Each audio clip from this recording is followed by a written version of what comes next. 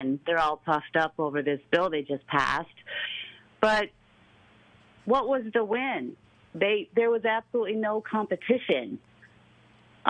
Permission to make an analogy. Permission granted. Well, it would be like if you were playing in a soccer game and won by 1,000 points because you didn't allow a goalie on the other team. Did they win it, or did they just walk into the bank of, United States of America, write a check, and walk out with the money? Well, you're absolutely right. I mean, their victory was that they were able to make sure that not a single Republican senator walked away from it. That's or the Democrat. That's it. They just had to keep the Democrats together and make sure Joe Manchin didn't bail, and he didn't. Now, what I find fascinating is that they're saluting themselves for the victory that they felt they've given America. I heard one of them say that this is going to reduce childhood poverty by 50%. Now, think about this. If all you have to do, sign a bill, pay some money, and childhood poverty is gone, why in the world would you stop it just reducing it by 50%?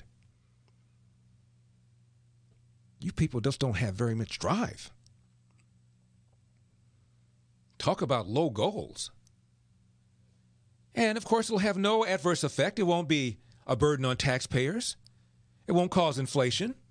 It won't cause the government to borrow, taxes having to be paid later on. It won't have any adverse consequences. All you had to do was just pass a bill, $1.9 trillion, and childhood poverty is reduced in half. Why didn't Republicans think of that? After all, there's the government dollar tree over there. There's the fairy tree over there. Just shake it, money comes out. Come on, get rid of all of it. This minimum wage thing too, $15. Why not make it $40? $80 a year. Wouldn't that wipe out poverty altogether? No adverse consequence. I'm surprised they haven't thought about doing that in Honduras. Wouldn't need food for the poor. All you have to do is pass a law. No adverse consequences. No moral hazard. All these welfare programs we already have here in America. And poverty, since the so-called war on poverty, has pretty much flatlined. What does that tell you?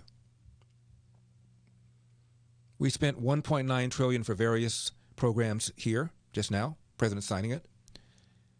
I think since 1965, I've read we've spent $22 trillion on various social programs, welfare programs, to fight the so-called war on poverty.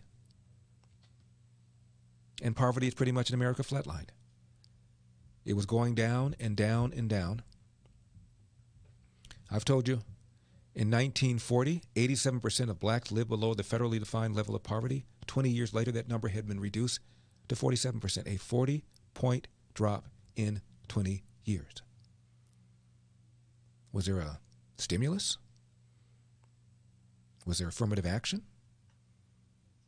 This is before the 1964 Civil Rights Act. How did that happen?